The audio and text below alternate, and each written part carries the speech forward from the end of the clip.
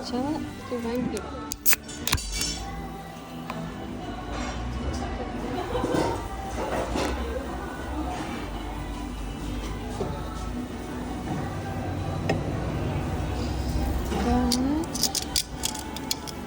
Обожаю вот эту ракушку.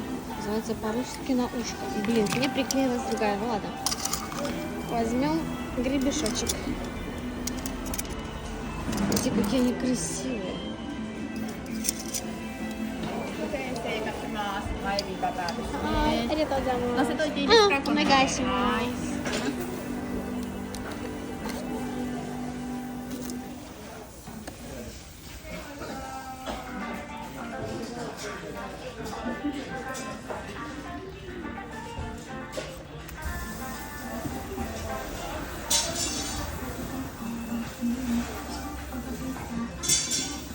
Шевелится.